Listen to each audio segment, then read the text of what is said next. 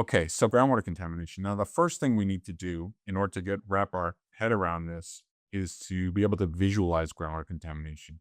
And it's not easily visualized because it's hidden, right? It's beneath the surface.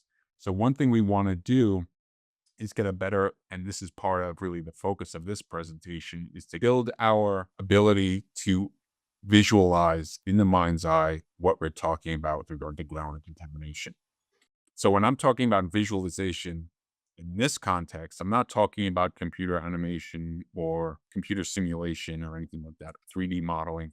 I'm really talking about the mental model. When you close your eyes and you think about a particular contamination scenario, you have that, you can visualize it. So in the case of ocean pollution, we clearly have a mental model.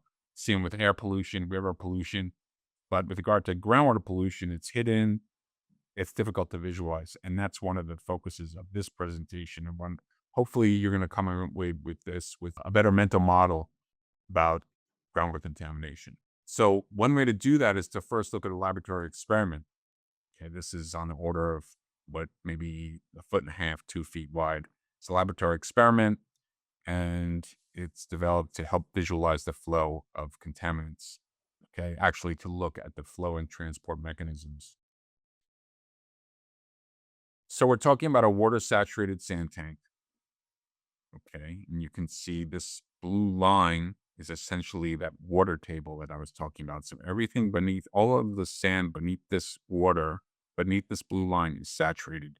And you can see the gradient of this blue line, right? The water table is higher here than it is here, here, and here. Therefore, water is flowing to the left.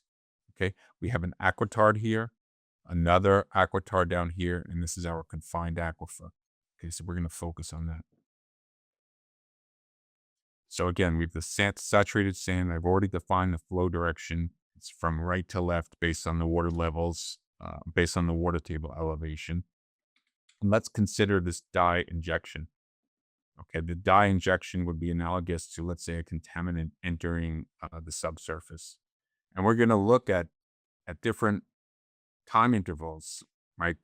I'm just labeling this T1 through T4. This could be on the order of hours, minutes. Depends on the permeability of the sand and also of the hydraulic gradient. Let's take a look at this one more time just to get a good visual. Okay, we're injecting the dye. Groundwater is flowing. That plume, so to speak, is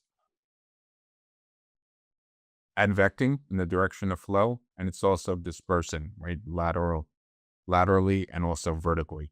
And that's a function of this solute basically making its way around the sand grains. Okay. Now, there are a couple where you don't obviously see that in the subsurface in reality. Or what we do is we collect samples from wells, we measure the concentration, we plot it up, and we define what these distribution of contaminants look like. And there are a couple of ways to do that. One is to denote the concentration variability with different colors. Okay, that's one way to represent it. Another way is to give it different colors, right? So the light blue would be lower concentrations, the red would be the highest concentrations. And you can see here that red is right at the centroid of the plume. Or we can denote it just with a single color, which would represent the full extent of the plume. And I'm showing you this because I'm going to use these kind of representations in subsequent animations.